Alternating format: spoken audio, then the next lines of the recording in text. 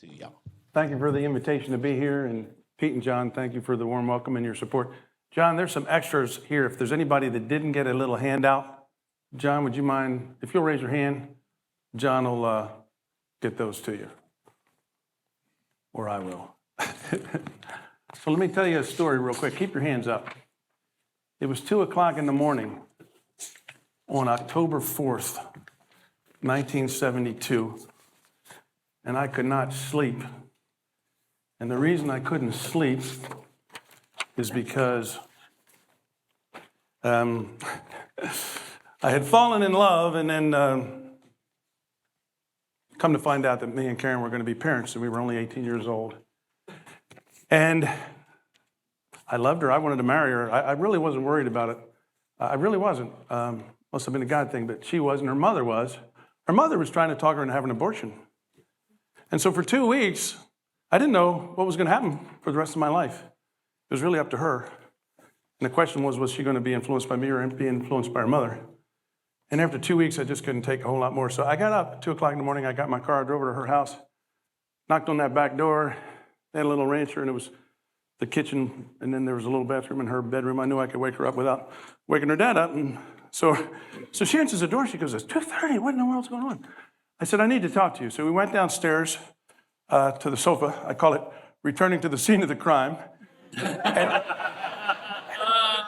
And I said, "Listen, I love you and I want to marry you. I've waited for 2 weeks. I understand this baby's in your body and I cannot tell you what to do." I said, "But I can't wait any longer to know what's going to happen for the rest of my life." I said, "I want you to marry me Saturday.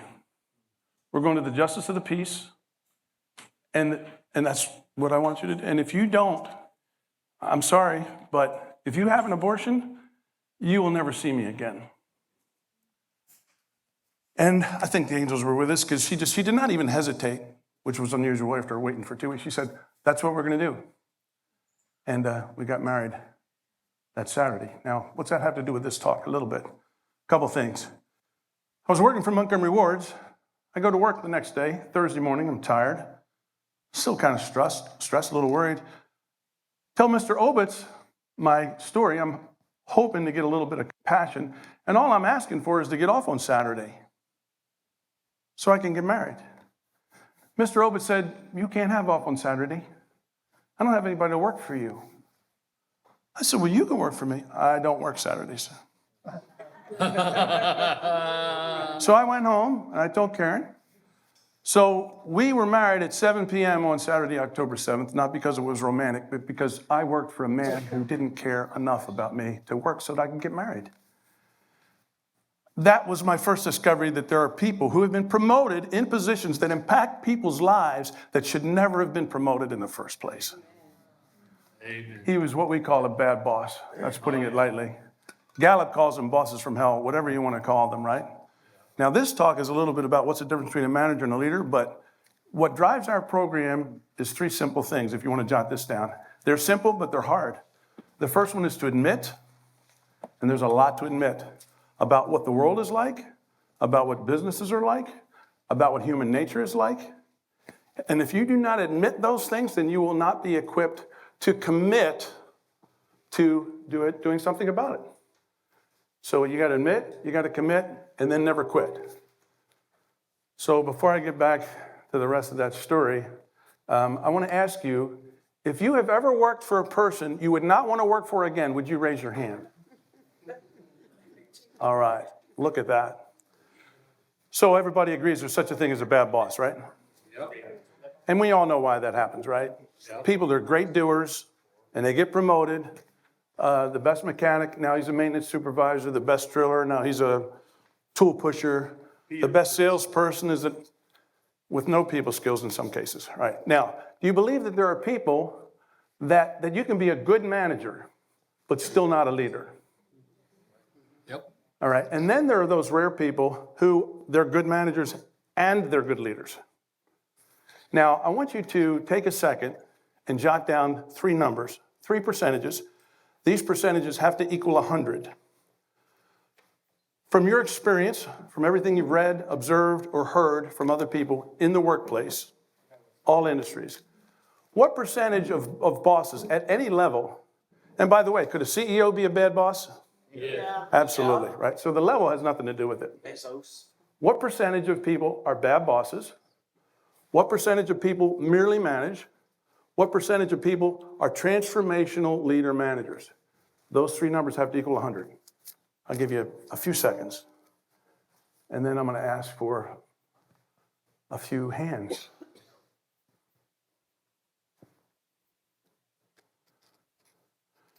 Who wants to share their numbers first?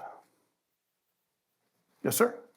I'd say 33%, 65%, and 2%. 2% are, Transformational. okay, all right, wow. What was the bad boss percentage? 33. All right. Another guess? Yes, sir? I have 40%, 50%, and 10%. So you got the leaders at 10%? All right. Let's get at least one more. Yes, sir? 60, 30, 10. All right. So everybody, there's a huge consensus in this room that there are more bad bosses than there are leaders. Would you agree with that? All right. Now, I will share with you our numbers. We have, there's two reasons we share this. We started this 17 years ago, and what we do when we normally do a workshop, and if I had thought about it, I would love to have done this in this room. We give everybody a little 3x5 card, and we ask them to write on their TLM, MM, which stands for Mirror Manager, and then BB, Bad Boss. And we ask you to think about the last 5 people that you've reported to, and just put little check marks. And then we add them up, and when we give you the percentages. And it's a little better than what you're saying, but it's not enough to win the Super Bowl, I can tell you this. 30% on average are transformational leaders. 45% are mirror managers, and 25% are bad bosses. So now, depending on the class, but we're talking about thousands of people we've been doing this for like 15 years. Now, so on one hand, it's better. It's a little better than what you think, but it's getting worse. So all this leadership stuff that you see, you can Google this yourself. Harvard Business Review will tell you, leadership training, they call it the great training robbery because it doesn't change anything. We don't have more leaders now than we had 20 years ago. We have fewer on a percentage basis. We have more bad bosses. Some of the data that comes from that, here's one study, 58% of people would trust a stranger before they would trust their boss. Yep. And you think about that. Stranger hasn't given you a reason to not trust him, but my boss has. 60% of people are actively looking for another job. For 15 years, 70% of people, according to Gallup, were disengaged. They do a fair day's work for a fair day's pay, but their heart and soul is not in there. And in the last 2 years, it's gone from 70 to 74%. Gallup came up with this stuff in it's been 30 years. And we have fewer engaged people. And what our study has done is, it's interesting. So if you think about that, for years and years, it was 70% disengaged. So what percentage are engaged? 30. Over the years, what percentage do we come up with that are leaders? So why are people engaged? Because they work for a leader. It's so simple. But we don't have more leaders than we had 20 years ago. Probably fewer. More bad bosses. So there's a challenge. Some companies we talk to, they won't admit that there's a problem. So when we say admit, commit, and never quit, when it comes to change, transformation is change on steroids, right? Do you think that there are individuals, including you, including me, that has an issue they won't admit? Yep. It does happen, all right? Do you think that there are some people, including you and including me, that will admit, but it's not bad enough to do anything about? Yep. So they admit, hey, I need to work on this, but they don't do anything about it. They don't commit. Would you agree with that? Yep. Do you think that there are people who will admit and commit for a while, but don't stick with it? Yep. So long-term, so here's a couple data if you want to look this up some future time. We used to do this. We just still do it in the class. What percentage of people that get out of prison eventually go back? Within 10 years, it's 90%. Yeah. What percentage of people that quit drinking alcohol? Now, I assume if you quit drinking alcohol, you had a pretty good reason to do that. What percentage of them eventually go back to alcohol? It's between 70 and 90. What percentage of people that lose a lot of weight gain it all back and then some? Between 70 and 90%. Yeah. Now, something as serious as going back to prison or drinking again when you probably lost your family, or, I'm sure it's not easy to lose 50 or 60 pounds and to do that. So if people do that, then what have we done that we go back to? Are we what we're capable of becoming? And if we're not, which we never are, that's not a discouraging thing. It's just to realize that your capacity, it's not that you're bad or that you're failures by any stretch of the imagination, but the world that we live in and how we were raised, we don't really realize how good we are. So the difference between what you're capable of and what we're doing is the gap we want to fill. And that's the ultimate leadership thing. And so that's kind of what we're talking about. So the big picture is so the rest of the story, so a year later, 1973, I met a man named James B. Yoke. The B stands for Brent. James Brent Yoke. Worked for Benson Optical, hired me. It was an awesome environment. That particular location was at the Wilmer Eye Institute in Johns Hopkins Hospital. Wow. And he set me on a career path, which I was in for 30 years, which led to me eventually owning 2 Provision Center franchises, and just learned a lot. Jim Yoke was what I now call a transformational leader manager. I didn't even know what that was at the time. I just thought he was a good manager. But it took me a couple years to realize, because all I had to compare it to was Mr. Obitz, who I knew he was a bad boss. So I said, oh, there's bad bosses, and then there's great managers. Then I learned you can be a great manager, but still not a leader. Mr. Yoke was both. He changed my life. Certainly put me on a great career path. He wanted me to read How to Win Friends and Influence People. And at 19 years old, man, I didn't want to read. I didn't want to go to college. I didn't like to read, but he would keep telling me these stories, and then he would do things. And I eventually read that book, changed my life. I'll give you an example of how he used to live this stuff. So after a while, when I learned my trade or my craft, they had to send me around to all the different places all around Baltimore at all the different optical shops. And one day I'm sitting in front of the office here at the Wilmer Eye Institute at the hospital, and it's like 8:30. And Mr. Yoke comes in and he looks at me and says, good morning, John. He goes to the office, he comes in and says, can I see you for a second? I go, sure. Usually you're like, oh, I did something wrong. So I sit in his office, he goes, John, I just want to tell you how glad I am that I hired you. He says, you are a fast learner, you got a great sense of humor, everybody loves you. And I'm just proud that you're a part of our team. I just have a question. When you get up in the morning, do you think it'd be a good idea to ask yourself, where am I supposed to go today? And that is the best chewing out I've ever had in my life. I went, yes, sir. I know I'm supposed to be in Falston, so I got to Falston in time. But I thought, man, that's how you let somebody know they did something wrong, the average boss. Yeah. So at the age of 19, I said, I am going to study, how does this happen? How does somebody like Mr. Obitz get promoted? And how does somebody like Mr. Yoke learn what he learned and become what he's become? And that's what I want to share with you today. A couple key points. When we talk about being a leader, first of all, is there such a thing as the wrong kind of leader and the right kind of leader? Yes. Okay, so we got to get that up. So when somebody's called a leader, if you haven't thought about this before, I want you to think about it. That is not a compliment. All a leader is somebody follows you. People followed Hitler. Yep. People followed Charles Manson. Jim Jones, right? So I say it's like if somebody calls you a father, I'm sorry, that is not a compliment. That just means you're responsible for a woman being pregnant and she had the child. You could be an abuser. You could be a drug addict. You could be, just because you're a father. So we have got to get through our head. There has to be a certain kind of leader, right? And we'll explain the outcome in a second. Jesus clearly said, by its fruit, you'll know. A good tree does not produce rotten fruit, and a rotten tree does not produce good fruit.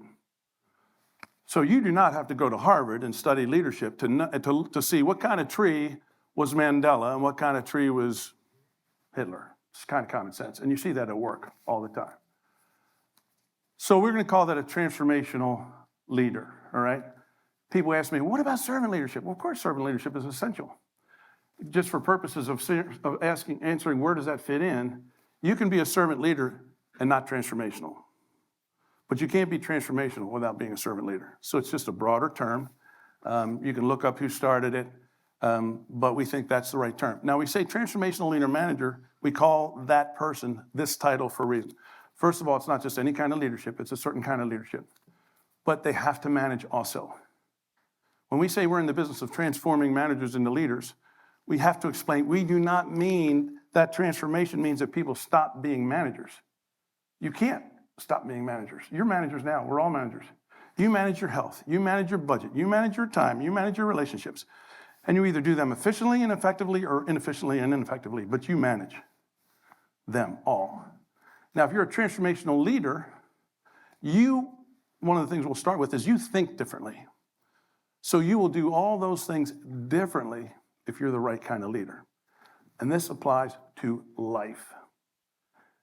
And so we get the question, well, I don't have any employees, You don't have to have employees to be a transformational leader, right? You have friends, you have family members, you have all kinds of opportunities to influence other people. So that's kind of the biggest picture.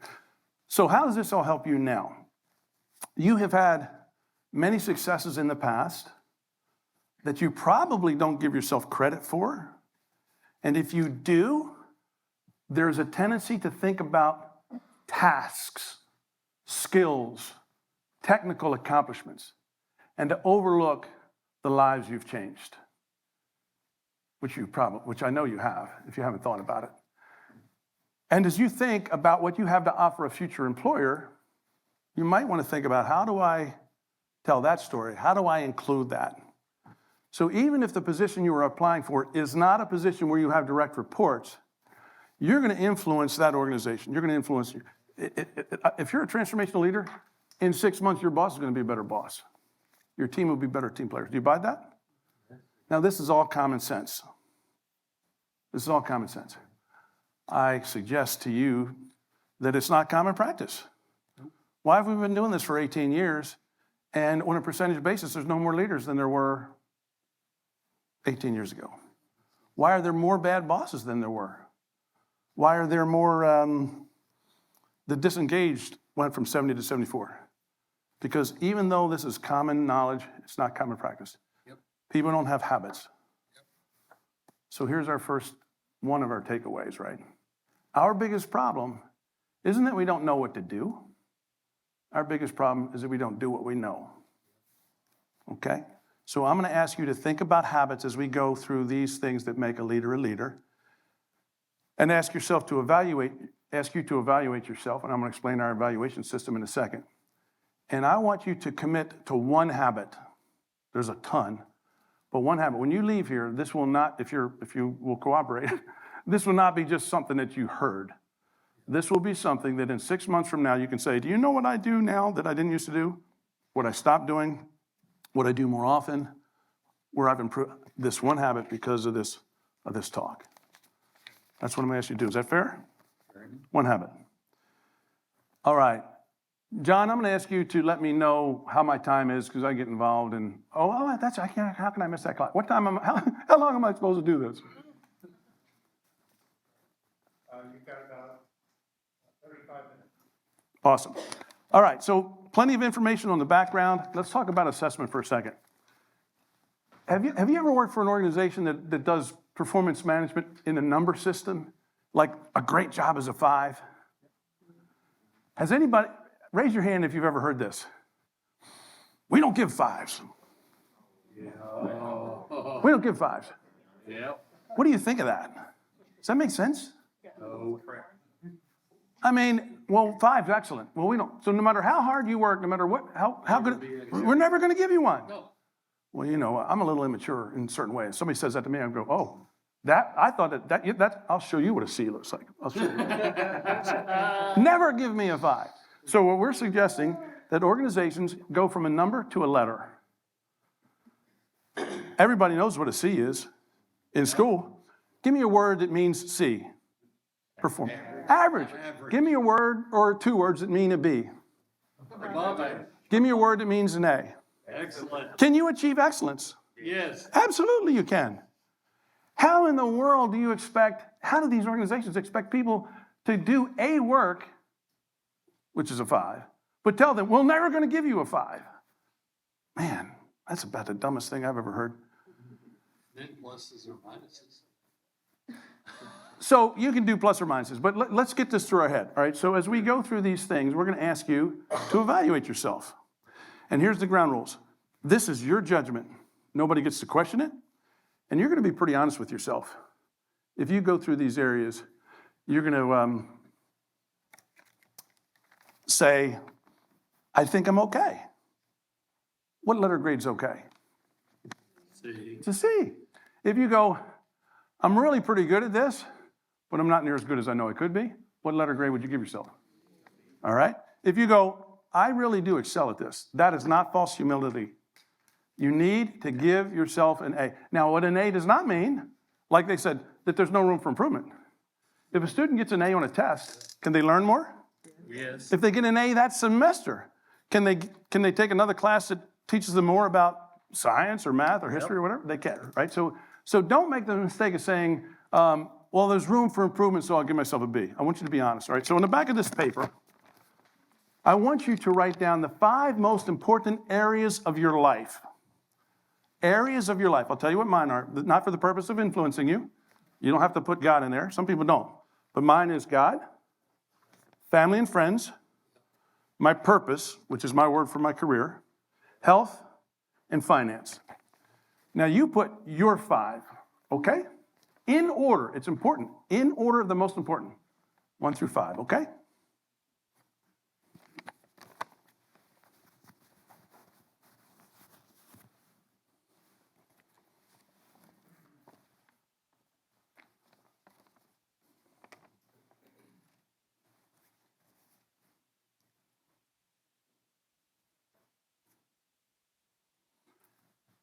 Second step, give yourself a letter grade for each one.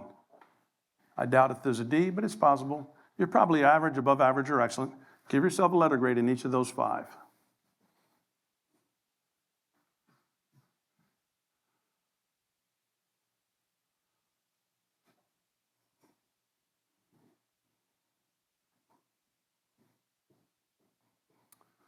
The third step, I want you to think for a second and then circle the one of the 5 that is most important for you to improve.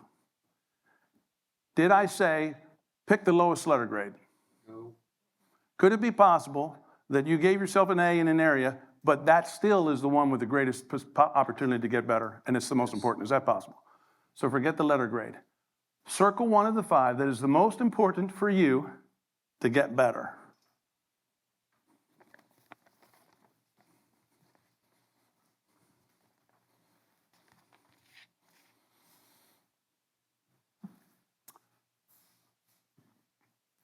Underneath of that, if you'll jot down these 4 short words, these are our strategies to help you think through your options. This process is called the 3 C's of change, which is in the diagram. And the 3 C's is just to confront, which is just another word for admit. Contribute, what could I do? What are my options? And then commit, 1 habit at a time. That's our secret sauce, 1 habit at a time. And even that is hard to do and to keep it, as our numbers from people who got out of prison and lost a lot of weight and quit drinking. This is not complicated. We say it's simple, but simple doesn't mean easy. But what helps is this process, because what we are doing is we are creating an intense focus and what matters most to you. Nobody wrote those top 5. You wrote those top 5. Nobody picked which one you're going to work on first. You picked which one you're going to work on first, right?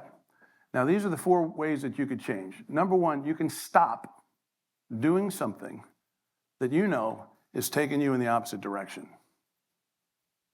Are we all creatures of habit? Are some of them bad habits? Yep. And sometimes before you say, you know what, if I wanted to get healthier, before I say I'm going to go to the gym 3 times a week, maybe I need to stop drinking 5 sodas a day. It's just an example, right? Number 1, stop. Number 2, start. If you've ever said to yourself, and I'm sure you have, I know I still do this day, because this is a never-ending process.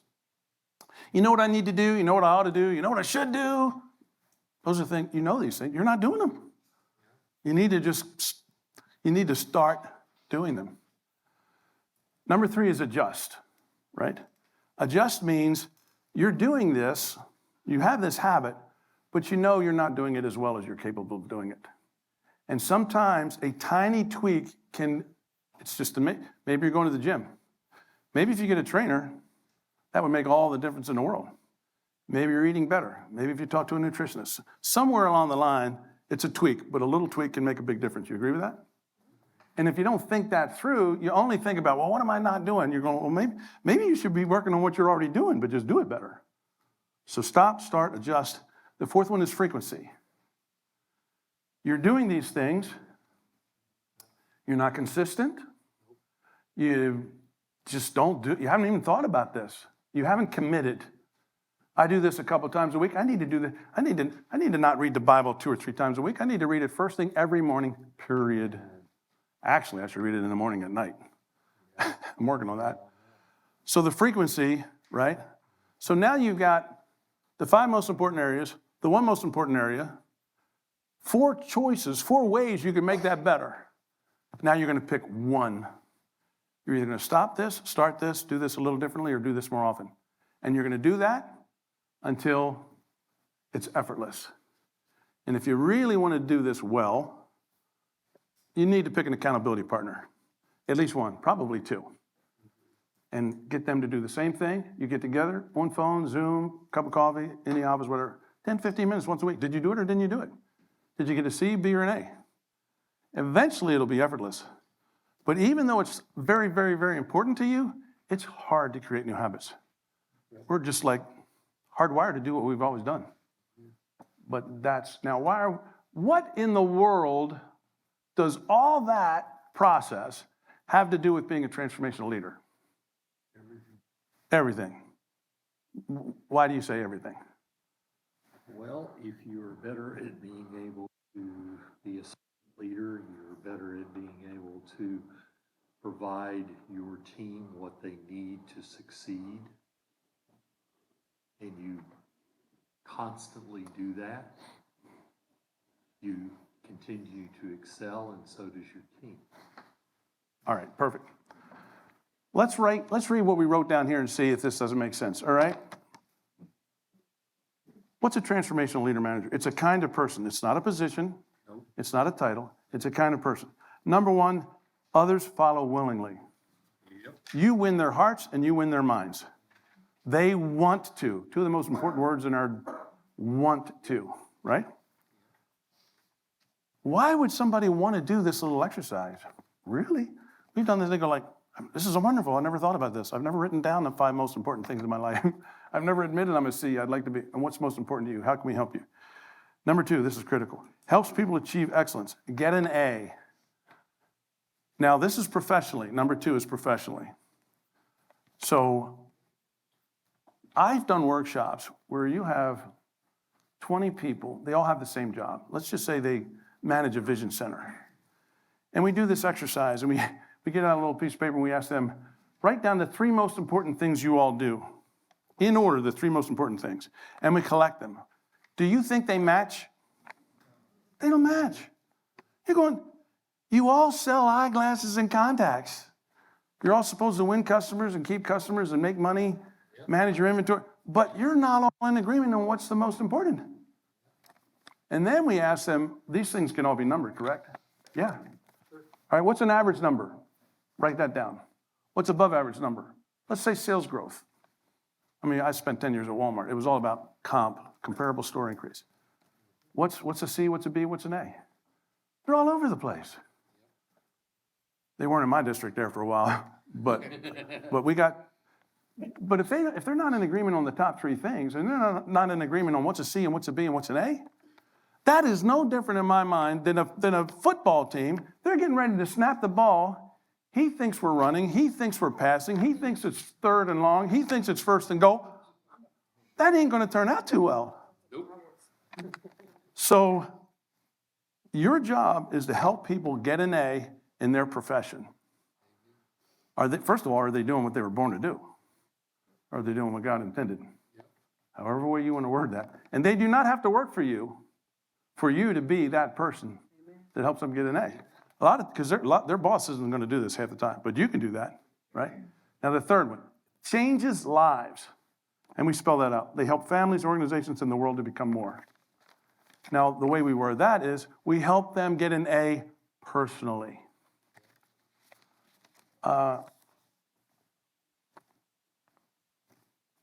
Year 9 at Walmart, first 5 years were great. And I apologize if it sounds like I'm throwing a former employer under the bus. I don't really mean to do that, but I just have to tell you the truth. Year 6, it started to seem to me the longer Sam Walton was gone, the worse it got. But in any case, it was less and less and less and less fun. What I didn't realize is they were changing me into a worse person. And I didn't know that. I suspected it. But my son said to me one day, Dad, that company has changed you, and not in a good way. And man, so I made a change, and I know these organizations. And I had a couple bad, by the way, I meant to start out and say, hey, listen, I'd be careful if I were you listening to what I have to say. I mean, I've been fired a couple times, I've been demoted a couple times, I've gone broke a couple times, so be careful, listen to what I say. But so after 2 or 3 times getting knocked off my horse, which I will tell you, there's a secondary lesson. I always cared about my customers, and I always cared about the company, but I spoke up probably more than what was wise at the time. I ended up saying things. I didn't realize they didn't want to hear this stuff. I knew for a fact that this would make them better. I had the numbers to prove it. I would have a regional, say, why are you doing this? Why are you doing this? And I'm going, well, get out your numbers and look at my numbers. I said, why are you not doing what I'm doing? That did not endear me to him. But after 2 or 3 times, I went to a headhunter, only time I ever did this in my life. And she said to me, I'm a happy, generally, at least I am now, was for most of my life, but after 2 or 3 bad experiences, I went to her and she said, this is a quote, I'll never forget it. She said, no one will hire you, not with the attitude you've got. And it was like somebody just put electric shocks on me. I'm like, oh my God, and I woke up. And I thought about it, and I went, oh my goodness gracious, I've let these bad things happen to me and changed me in a bad way.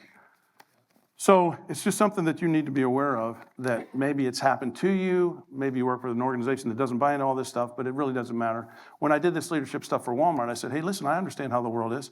When you finish this program, some of you are going to go like, well, how do I do this? My boss doesn't do this. I go, hey, that is not an excuse.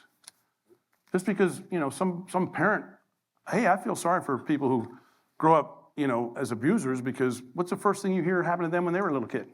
Abuse. It doesn't justify it, but, it's complicated, but it's not an excuse. It doesn't matter how many bad bosses you've had in the past, you have the responsibility to be this kind of person. So there's more to it than that, but to keep it simple, people follow you because they want to. You help them get an A, and it's a collaborative process. What's the 3 most important things that you do? What's average? What's above average? What's excellent? Professionally, are you even in the right job, right? And then you change their lives. And when you start to hear comments that, thank you, I'm getting along better with my son, or my marriage has improved, or one lady took our workshop 10 years ago. She goes to our church, so I see her once in a blue moon. And I said, do you remember the workshop? She said, yeah, we always said one thing, at least one thing. I said, did you actually do that? She said, yeah. I said, what's the one thing? She goes, 5 o'clock, I go home to my family. I used to stay late, but I thought through this. I'll come in early, but I have decided that my family is just as important. I would never think of being late for a meeting with my boss, so why am I going to be late for dinner with my family? And she says, I do that. I said, that's pretty amazing. Yep. So does that make sense? These are the 3 things that you need to assess yourself, and where can you get better. Now, that's the fruit that we talked about, the 3 things. Obviously, Hitler didn't do that. Charles Manson didn't do that. The people, right? How do you do that? Well, let's take a look at this diagram, okay? We say there's 5 things. And to keep it simple, and a huge takeaway for yourself, developing yourself and developing others, the structure and the sequence is absolutely essential. You can't work backwards. You can't start in the middle, right? So we've talked about the big picture, the disengagement, no more leaders than there used to be. There's 3 layers of the cake. That's the core. It's simple. It's who you are. That's how you behave. Then it's what you do and how you do it. That's performance, with the application of your talent, knowledge, and skills and ability. And then the third tier is where you're going and why you're going there. The outcome of them is who you are. That earns trust. First, obviously, everybody knows that. But we have 58% of people who would trust a stranger before their boss. Oh, and another data point I forgot to share with you. Another study said why am I laughing? This is not funny. 33% of workers would forego a big raise to see their immediate supervisor fired. Well, maybe it is funny. All right. So who you are, what you do and how you do it, and where you're going. Now, it sits on positive psychology. How you think transforms. Now, what you think has a lot to do with what you believe. There's actually a sequence that we create, right? Do you think it's possible that somebody totally believes something and it just ain't true? Yes. It could be about the world. Yeah. It could be about themselves. Yeah. So why do they believe this? It's pretty simple. They've been conditioned. Either society, what they listen to, what they read, their family, their friends, or even self-talk, that they've been telling themselves XYZ since they were little kids, right? Yeah. And we're just saying, if you truly want to transform, if you don't change how you think, none of this stuff is going to work. Right? So the Bible even says that, right? Romans chapter 12, verse 2. Transform yourselves how? By Renewing your mind. That's the beginning, right? Now we break those things into a couple little things, right? Strengths, happiness, gratitude, and appreciation. We don't have time to go into all of that. We will talk about the first one, strengths. The difference between positive psychology and traditional psychology. I'm not a licensed person. I didn't get a degree in any of this stuff, so don't come to me with your problems. But I don't want to get sued or screw you up. But traditional psychology, it's really about making the president of the former president of the American Psychological Association said it was the business of taking miserable people and making them less miserable. People that had serious issues, they needed help. Yeah. I mean, depression, anxiety, and so on, and we could help them. He says, but what we would do is if we could measure them, we'd take them from a -5, and if we took them from a -5 to a -1, we were wildly successful. But we were only helping people with problems. What about the people who don't have problems? We're not helping people thrive.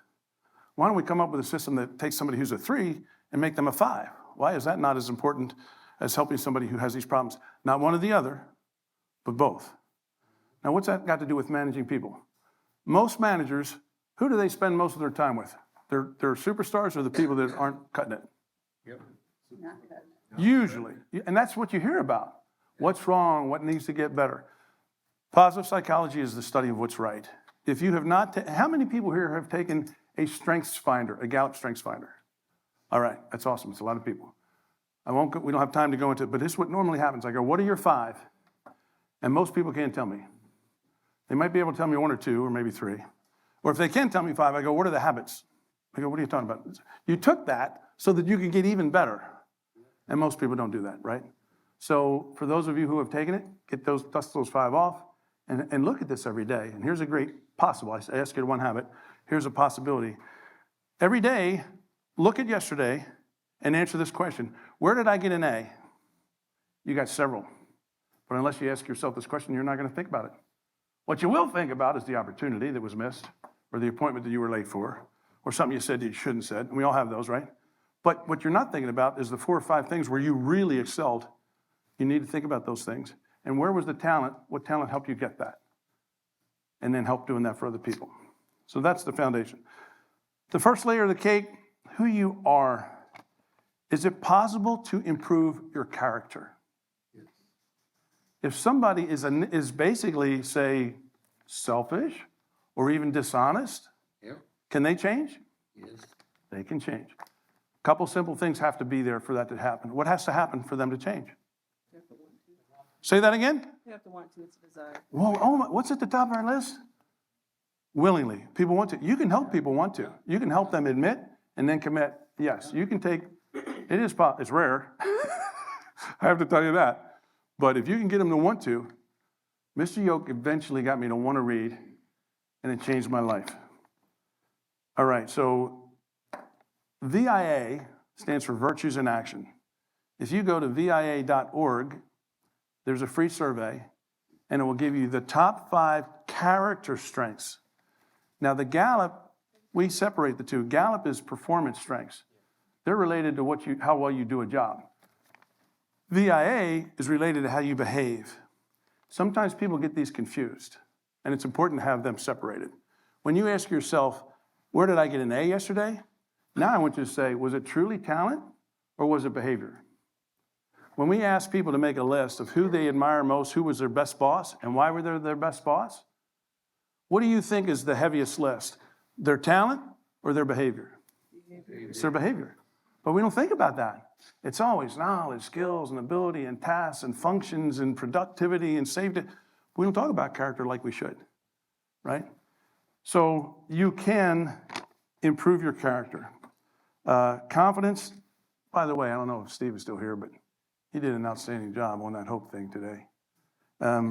Confidence and faith and hope, they're very closely related. People don't want to follow, if you don't believe in yourself, I don't know who's going to want to follow you.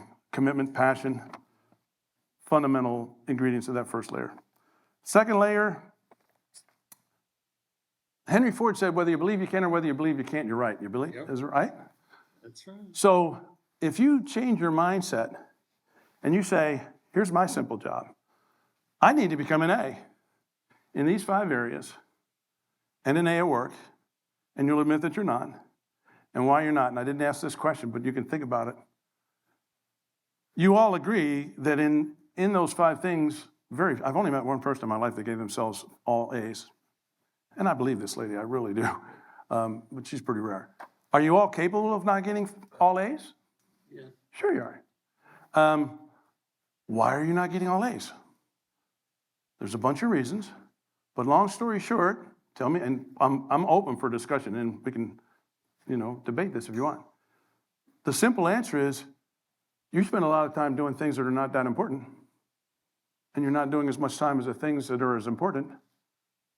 So you're not doing enough A things in an A way. It's not that you're not committed, not that you don't care, it's not that you're not a good person, but we just don't get our priorities straight sometimes, and we're all like that, and we all have to work on that. Would you agree with that? Yeah. Yes. So here's my sister Richard's story. I'm in the 6th grade, and I was a C student. I really thought I was average. And even today, I don't think I'm brilliant, but I don't think of myself less like I used to, because all I ever got was C's. And Sister Richard's talking to my sister Carol after school in the parking lot at St. John's out in Long Green in Baldwin, Maryland. And she's talking like I'm not even there. I'm like 12 or something. And Sister Richard says, well, Johnny here's an A student. I'm going like, she must have me confused. And so when she finishes talking, I was taught not to interrupt. I said, Sister Richard, I'm not an A student, I'm a C student. And I can picture her face like it was yesterday. She was very serious, very strict. And she said, oh no, you are an A student. You just do C work. Oh. You can get an A anytime you want. Uh-huh. I'm telling you, that was a life-changing moment. So you don't be surprised. You could change someone's life just by saying something like that. Yep. So you have to figure that out in your head. What does it mean to be an A? Now, there are people who are arguing, well, if you're doing C work, then you're a C. You can become an A. I'm on the side that says, no, you got to see yourself as an A before you do A work. And they have to admit that. And you have to, so in other words, you got to, so that when it says builds confidence, that's what we mean. Your friends, your family, your team members, if you do have people report to you, you've got to basically believe in them before they believe in themselves, which is what she did. They went, really? You really think? Oh, no, there's no question about it. Yeah. They've got to believe they can be an A, even though they're not an A yet. What's the top tier? Inspires action. Where are you going and why? Anybody seen the Simon Sinek video called Start With Why? Yeah. All right, it's a great one. If you haven't seen that, you might want to talk about that.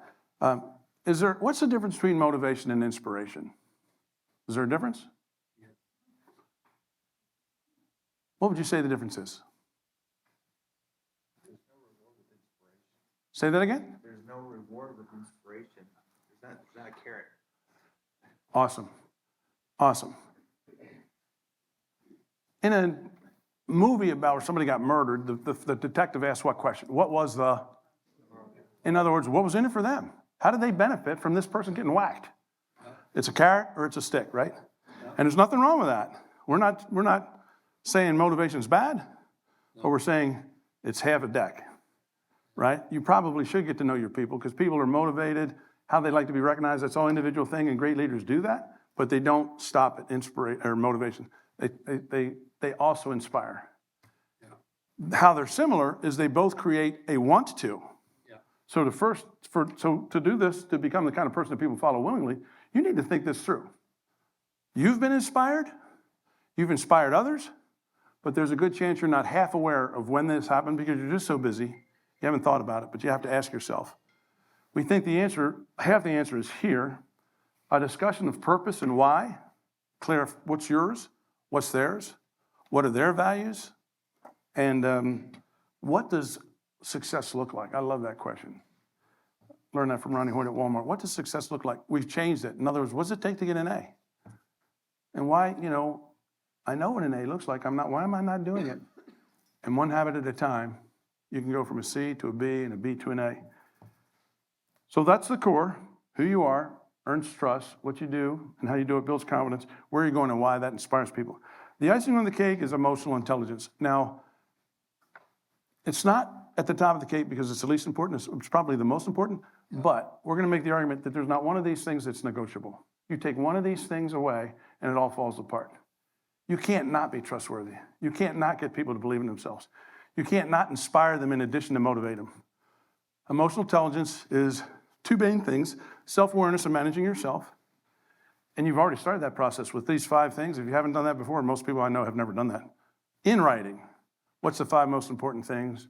Where is it now? What am I going to start first? What's the one habit? That is self-awareness and self-management, working on that process.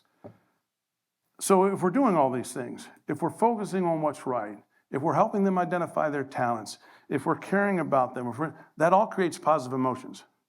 One missing thing.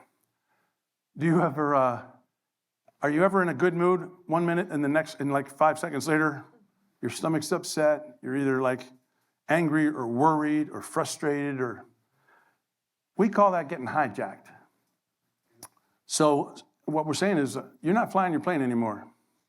Not all the time, but 9 out of 10, if you're honest, you have given your power away. You've let that person or that circumstance do this to you. And you'll never change it if you do not admit that. Now, we're not saying that all emotion, that you got to be, positive and happy all the time. There's a time for every emotion. There's a time to be angry. There's a time to be worried. There's a time to be fearful. I mean, fear can save your life, right? So we're not talking about not having these emotions. We're talking about being in control. So the next time this happens, you got to ask yourself, is this the wise choice? Am I in control? Or is somebody flying my plane? And if you're honest, it's going to happen more. As a matter of fact, I could ask you to say, hey, this could be your homework. Where's one of your triggers? And it's usually pretty easy to answer. Certain individuals, certain circumstances. And the good news is that you've changed this in the past more than once. And once again, it's like that the frog in the water. It happens so slowly, you're not even aware of it. You don't give yourself credit for it. But there were things in the past that used to get you. They don't get you anymore. You've already done this. And and why did it used to get you and it doesn't get you now? You've changed how you see it. You've changed your thinking. So the big takeaway here in this particular session is that emotions come from thought. But a lot of times we don't think. We're just, oh man, I'm angry, I'm disrespected. You go, all right, that's fine that you're clear on that feeling. But what are you telling yourself that's giving you that feeling? And if you can get to that, then you got to go, is that a fact? Or did I choose? Is that how I see it? Is that a choice? And the example I always use is like the 7-year-old girls in the same class. They're talking about their teacher. And this one girl says, I love Mrs. Johnson. And the other girl goes, I hate Mrs. Johnson. She's so mean. And the other girl goes, well, she gives us a lot of homework because she cares about us and she wants us to be our best. And you see that all over the place, right? Yeah. 2 people see the exact same thing, and their emotions are different because of what they think and how they frame in them. So the takeaway here on the icing on the cake is this: hey, you can do all this stuff, which is all proactive stuff, and you should be doing it. It creates positive emotions in your followers, in your family, and your friends. But if you get hijacked, and you don't even know you've been hijacked, it's happened to me. It can go on for weeks or months. And like with my son and some other people, you're having negative impacts on other people, not even knowing it, because you're not flying your own plane. you can't be transformational, do that. So you gotta find out what those triggers are, reframe them, give them different meanings, and then one day you literally will be like, I don't get hijacked anymore. That doesn't mean I don't get angry. That doesn't mean I don't have these emotions, but I'm in charge. So those are the 5 things: how you think, how you behave, how you perform, what you focus on, and how you relate to people. All those things are done differently by people who are transformational leader managers, they're mere managers, and certainly bad bosses. So we do say one habit at a time. You've picked one personal habit. I would encourage you to look this over, and I would look at the layers inside the tiers and ask yourself, what would I most like to improve on? Do I want to improve on being happy in the present? Do I want to be more grateful? Do I want to maximize strengths? Do I want to become more caring? Do I want to be more clear in living my values? There's all kinds of tons of things here, but pick one. So you really should have one personal habit and one professional habit. And then you're walking the path, as you said. When you do these other things, people are going to want to do them because they see you doing them. So I'm done, and I know how this works. You go, are there any questions? There's almost never any questions. Oh, at least one. Yes, sir. Well, I remember when I took management, one of the things you're talking about is something called Peter Principle, where you will always be raised to your Level of incompetence, inability. right? Yeah. Yeah. The other thing is, people may not remember your name, your face, but they'll always remember how you feel. Absolutely. How you made them feel. Absolutely. It's actually in her book. Maya Angelou said that. And that's really the bottom line. Everything that we talked about ends up in an emotional state, and that's what makes people want to do their best. The other one is the story of about a guy who kept coming by, and there was an older gentleman that had a dog, and the dog kept whimpering. And the guy says, "Is that your dog?" Yeah. "Well, why does he always whimper?" He says, "Well, you don't realize he's laying on a nail until he decides that nail hurts enough, he isn't going to get off of it."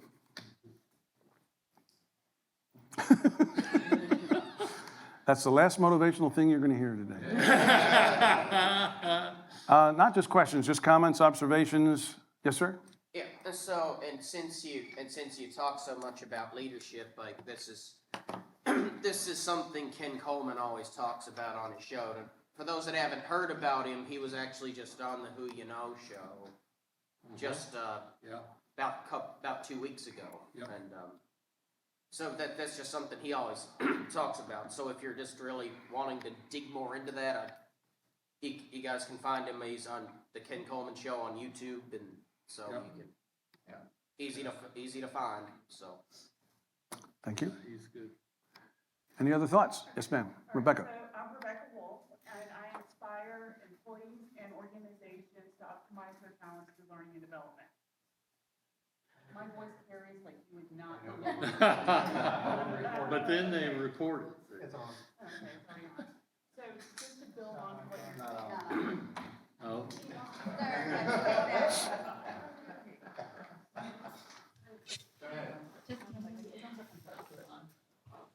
I have no glasses with me. Okay, can we hear me? Oh Yeah, my that's good. gosh. Oh, sweet mother of pearl, we can hear me now. But to build on what you were saying about strengths, I highly will support going and doing Strength Finder. For me, it is learner, positivity, activator, futuristic, and ideation. Those who know me are not going to dispute that. But it's knowing what your strengths are and building on it. Jerry Jones doesn't go up to Dak Prescott and go, you know what? You're a horrendous kicker. We need to work on that. They actually work on what his strengths are and to accept what your strengths are and to build that and to take that to the next level. When I work with organizations, it's like once you get an A, what's the next tier up? What is the A in that area? And continuing to build your skills. And that's something really to, take forward. And so I'm just, again, building on what you're saying. Enjoy your strength, build your strength, and then just continue to take it further. Thanks, Rebecca. Foster, I think we've wrapped it up here. Thanks, everybody. Thank you for having me. Thank you, John. Right. right. You guys gather around. Here comes the fun part, the part of this meeting that you learn more. We'll get a lot of information. We got to know what to do with it, right? All right. Come on round. Have a seat. Rest your feet. That's what my dad used to tell the church. Have a seat. Rest your feet. Am I live? Miss Nicole, that was so cool. All right. Okay, guys, wrap up those conversations. We are going to figure out a few things. Pete is going to start out because I've got to go back there and get my phone because I got stuff on the phone there that I want to share with you guys. So, Pete. Well, You're- he's okay. got me hooked up. Hopefully you guys can all hear me. Oh, okay. Oh, got cool. it. All right. So this portion, what we're trying to do here, usually around this hour, we want to open it up to you guys now. And I know there's a lot of questions that go out there during the job search, whether it be about how to deal with recruiters or what should I put on my resume, or this happened to me. And one of the questions I've been getting a lot lately is I've seen multiple positions at the same company. Should I keep applying to every position that I think I'm qualified for? And that's usually on a company by company basis, but those are the kind of questions that we typically get. So what we want to do is open it up to you guys out there and say, okay, what kind of issues are you having in the job search that we can try to help you with?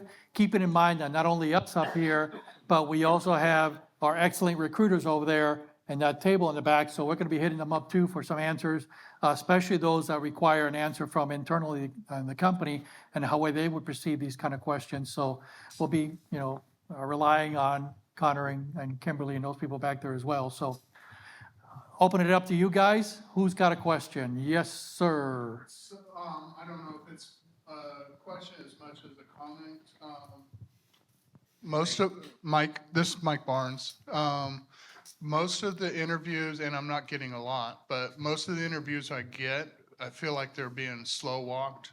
I mean, it's taken, to get the first interview, someone will call me, they'll say, we're interested, and it'll take a couple weeks to get the first interview, and then it's 2 or 3 weeks to get the second interview. Really? Yeah. No, my first comment to that, yep. Go ahead. I was You gonna know say- I got something to say. Yeah, I know. It's when you don't, then I take you to the hospital. Anyway, look, my first reaction is that's going to happen sometimes. It's pretty consistent. It's been consistent. Throughout every company. Yeah, what industry? IT. Well, that industry has been Yeah. kind of taking a hit, so they may be shopping but not willing to buy, if you want to put it that way. It's like That's they the way want to I've put you on been the back burner. telling myself, yeah, that's Yeah. exactly what I've been telling myself. Yeah, I don't know. Kimberly, Nate, and you guys want to? Well, I can speak to it a little bit just from the client perspective, the organizational perspective. A lot of our positions are moving very, very slow. I hate this thing. But they're moving very slow. I've got a couple of clients that they just can't figure out what they want internally, and so they Right. keep reworking the job description, which then kind of transitions the talent pool. Some people still qualify, others are then no longer a fit. So it is real. I've got one position, it's a treasury manager that has been 6 weeks, it's going on 8 weeks. And they haven't even got to the first round of interviews yet. They just keep changing what we're looking for. So I wouldn't always take that personally. I think sometimes internally they have struggles and battles and challenges that they're trying to work through, and they're just trying to figure out, what do we even need? I think their workflows are changing too, and some of the things inside the organizations are shifting and changing, and they're trying to accommodate that, and it's new, and they don't even know what they need. So I don't know if that helps at all, but just be patient with the process. Trust me, I'm patient. Yeah, I know. It's slow right now. Yeah, it's frustrating at the end of the day. There's really no magic words I have for that, but I do know it is common and it is happening. Yeah. It's not you, it's me. Yeah. Go ahead, go ahead. Okay, tell me your name again. Mike Barnes? Mike, okay, hey, Mike. Mike, I've been in IT a long time. I cut my teeth as an IT recruiter, and then I picked up all this other stuff along the way. I'm still an IT guy. Especially in IT, there's a lot of traveling going on. Usually this time of year, things kind of slow down. People are taking vacation. All of these things are going on. But even when we're not in the summertime, sometimes it can take a while.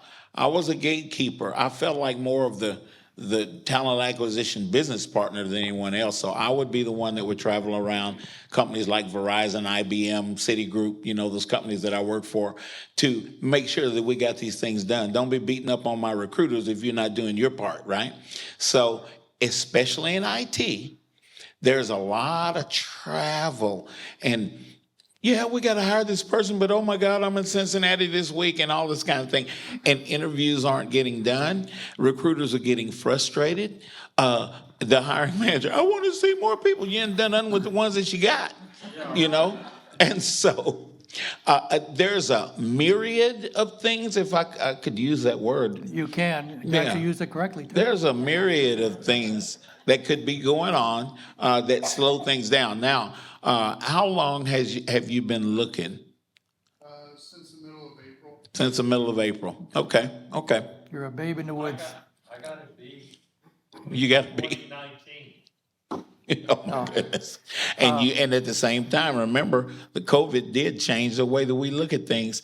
We don't realize it, but our methodology in corporate America and in job search has slowly been changed because of the way that we operate, the way that we do things. So hang in there with them.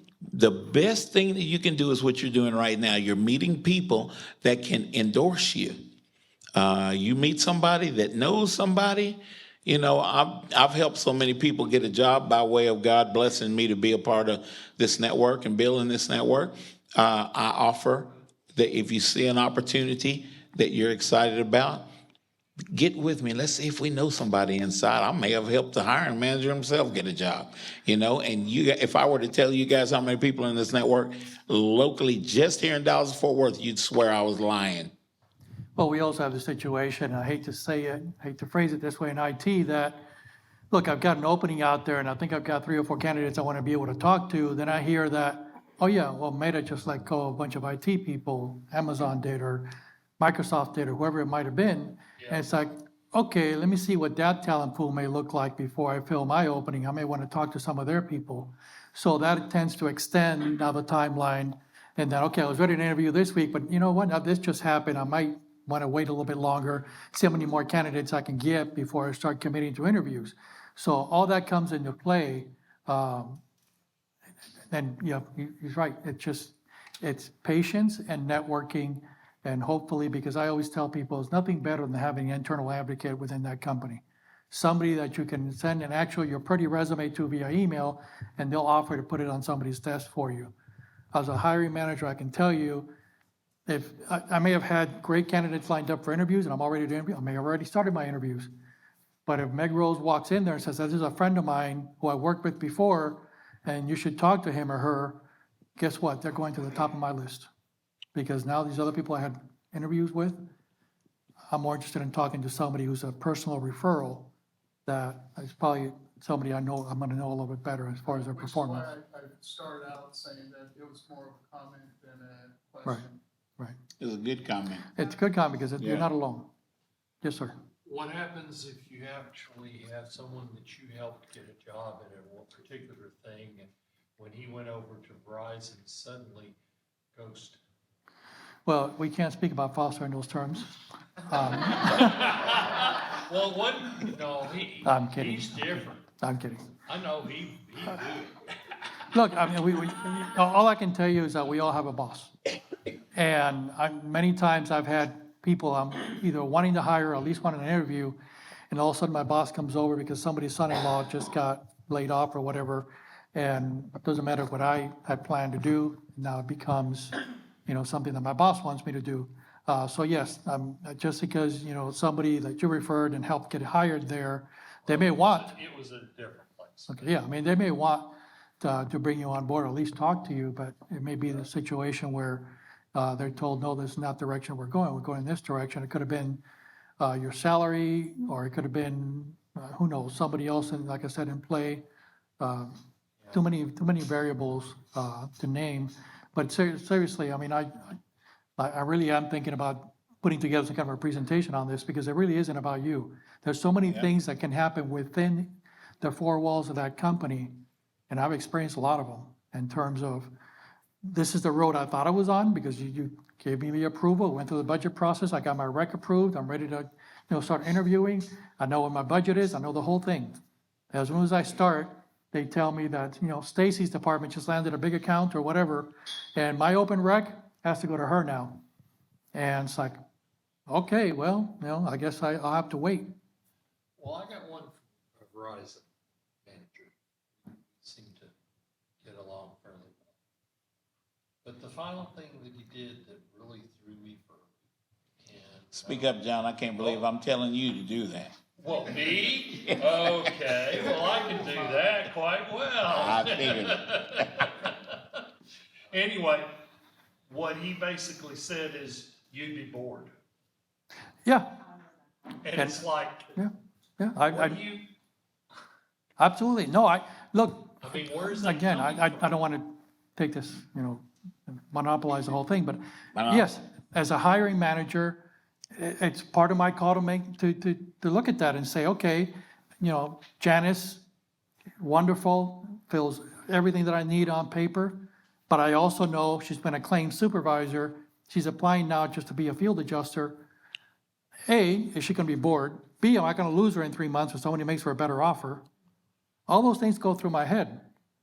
So yes. How do you counter it? Look, I I always, thought it might have been that they were doing that because he was younger than I was, and that maybe he felt that I couldn't take direction from someone who is. and that's very possible as well. I also know that, like I said, I had a budget.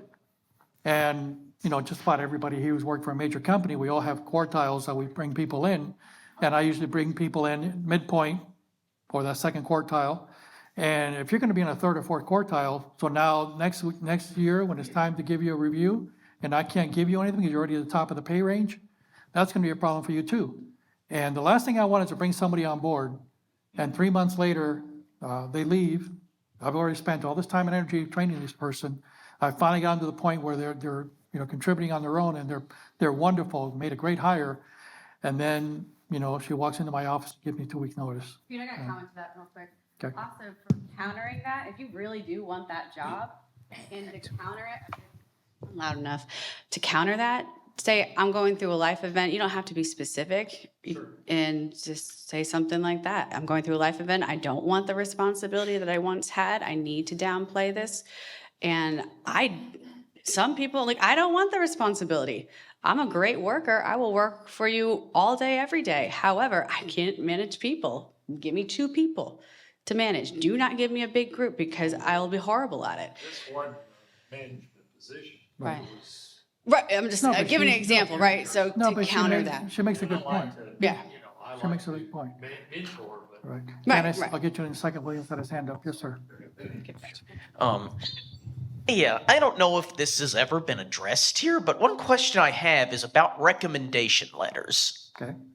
So, so regarding that, is that still an effective way to, possibly get in the door somewhere or even, get somebody else in the door at a particular place, that, like, for example, if you give one to, you give one to somebody for someone that you used to work with, for example, and just is that still an effective way of getting that traction to possibly getting someone in the door somewhere? So that's really my question.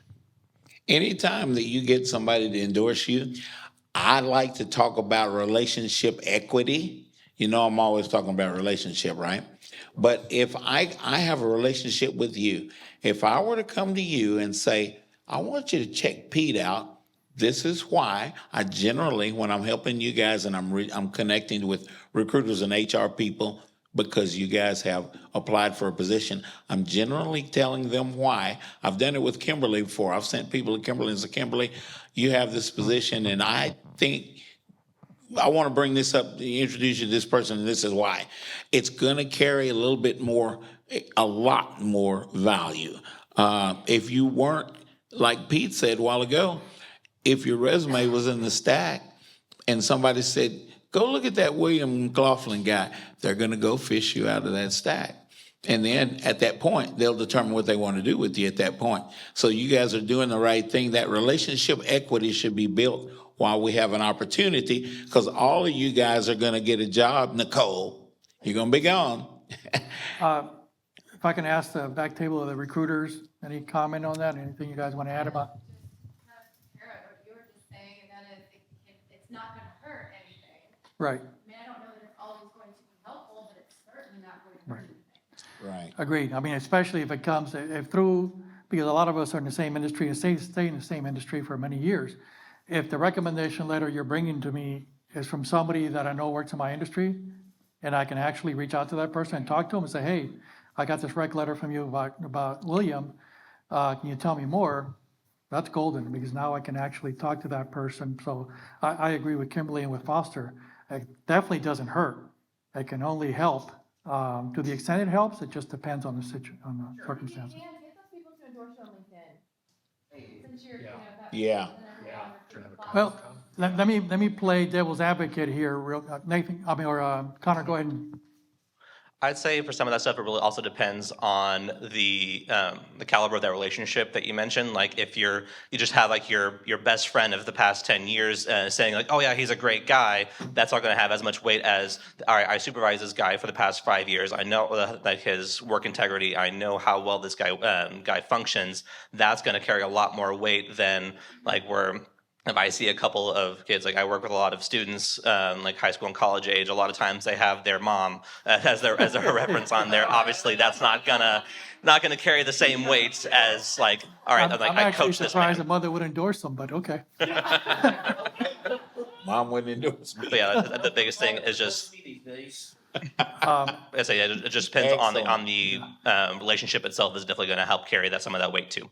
Okay, let me flip something around that Kimberly just said, because I have that question, I've always been asked that question.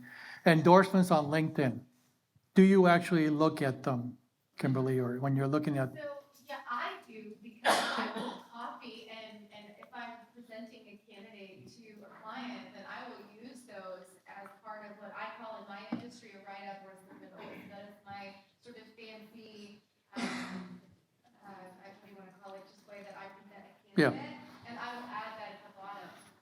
If they're from a manager, now, if it's just from some random person, no, but if it's from a manager of a place that they've worked that's relevant to the organization, yes. Okay, well, let me clarify a little bit, because it sounds to me like you're talking about recommendations on LinkedIn versus endorsements. Sorry, recommendations. Recommendations. I apologize. Okay, that's all right, good. Yeah, I completely agree with you there. It's just on endorsements, because we've all been through these networking meetings, and some of them just say, hey, pick up your phone and endorse everybody in the room, and it's like, no, Yeah. please don't do that.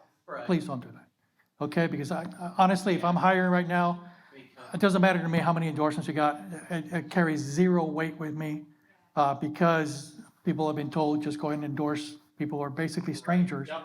And it doesn't help any, but yes, I agree with you. Recommendation, somebody actually took the time to write, and put their name behind it, which is very important. Because endorsements also are anonymous. Go ahead.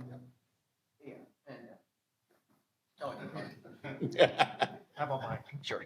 Yeah, and yeah, I'm glad you brought that up too, because I did actually, can't remember when it was now, but it's been a while. But I did have somebody ask me to endorse them for certain things that I don't know that they have from a certain group. Okay.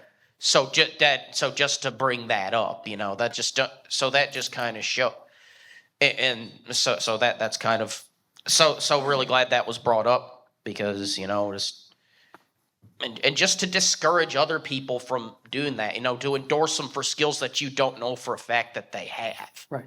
Exactly, and then with the recommendations thing, yeah, and I do. I think those can carry some weight, I think, and, you know, it's, Right. and so what do you, and writing a good recommendation, that's other thing I was gonna ask Yeah, about. that's But, different. just how would you, like, how really, like, what should, to write a good recommendation for somebody that's, you know, that's gonna get somebody to actually read that and pay attention to it. Like what do you, like, what should you really be putting in there? First of all, it should be short, Sure, sure, should be to the point, Relevance. and it should be relevant to absolutely, what we're talking about with the job you're applying for and all that.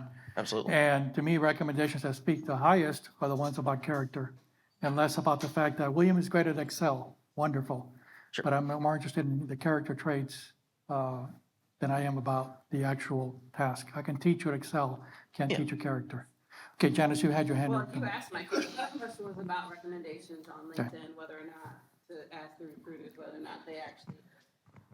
Hello, everyone. I'm Janice Hendricks. I was just going to ask the recruiters whether or not recommendations on LinkedIn still make a difference. But then I was also going to make a response to John because I am currently looking to step back out of leadership for a family reason.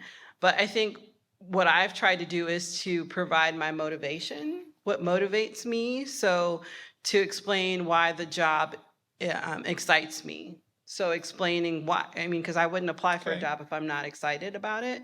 And there's something that motivated me to take that step. So then it's about talking with them about what motivated me to take this position so that they understand why I connect to it and why they can connect me to it. And I'm not going to leave in 3 months or Right. a year. Right. Yeah, because as you hit the nail on the head, it's a family situation. Your family dynamic now changed, and you have to be home. I can't be getting calls anymore at 7, 8, 9, 10 o'clock at night or anything. My whole dynamic has changed, either because of my age, and I've been there and done that, or because of my family situation, whatever the case might have been. But you're absolutely right. That's what you got to convince them of, is like, the person I was over here doing these jobs is no longer around. This new person has to be home by 5 o'clock or whatever the time is or whatever the situation is. And that's how you sell it. So you're absolutely right. Young lady had a question in the back there? I do. My name is, I'm good. I'm sorry. Thank you. Give people your name. This is a Yes. networking group. Talitha Harrison. Okay, Okay. what's your question? Good morning, everyone. Good morning. I am new to Texas, and this is kind of like a different question. Okay, Where'd you come from? New York via South Carolina. Wow. Okay. okay. So you've been through a culture shock already, so. Understand why you got here so quickly. All right, And outside of my first 2 jobs, which were major jobs in New York Supreme Court and captain at Rikers Island, when I moved to South Carolina, all of my jobs, about 400,000 people live in that county, that city. My jobs there were all from recommendations. Right. All of them. Uh-huh. One judge to another. Then on my last job was with the district attorney's office.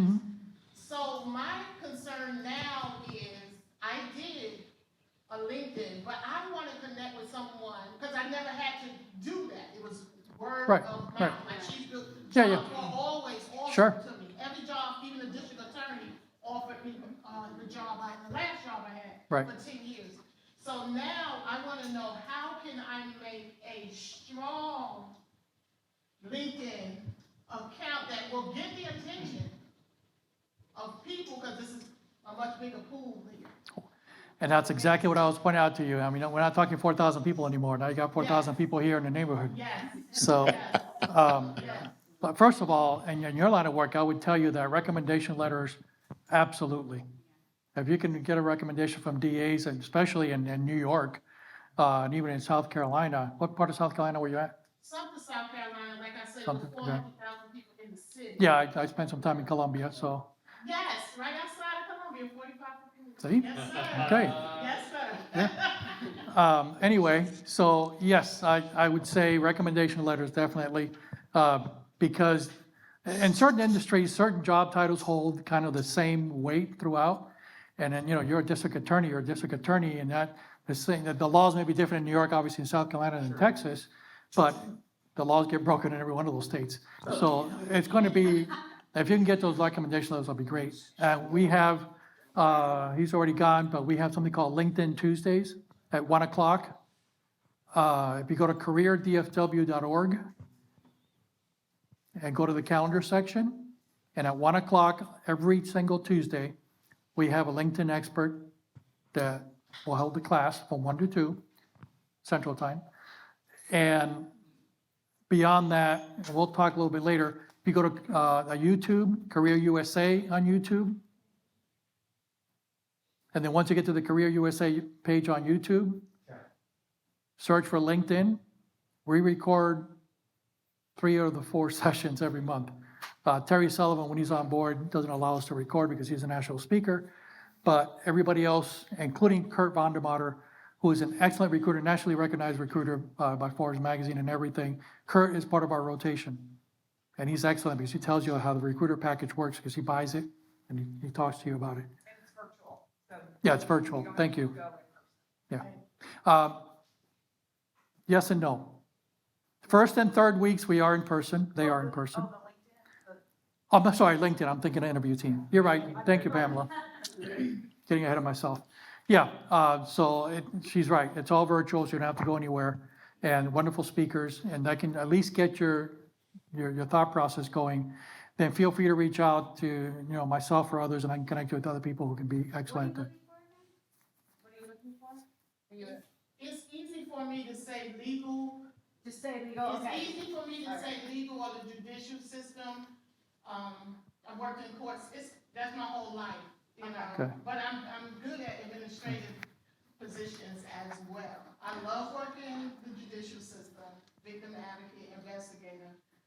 I love that, but I'm good at administration. Well, we've got connections here locally within local governments and stuff, so we can probably help you with some of those as well. At some She needs to point, come to the HR group tomorrow. yeah, you do. You really should join us online tomorrow.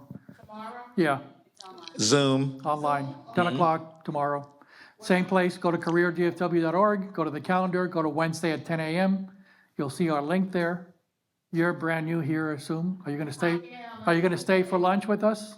Yes, sir. Then you'll see me some more there, and John, who's sitting right Awesome. next to you, and we'll give you the information. I have a comment on that too. Since you worked so long in New York, which county? Brooklyn. Queens. Kings County? Yeah, Brooklyn, Queens. That's where I'm from.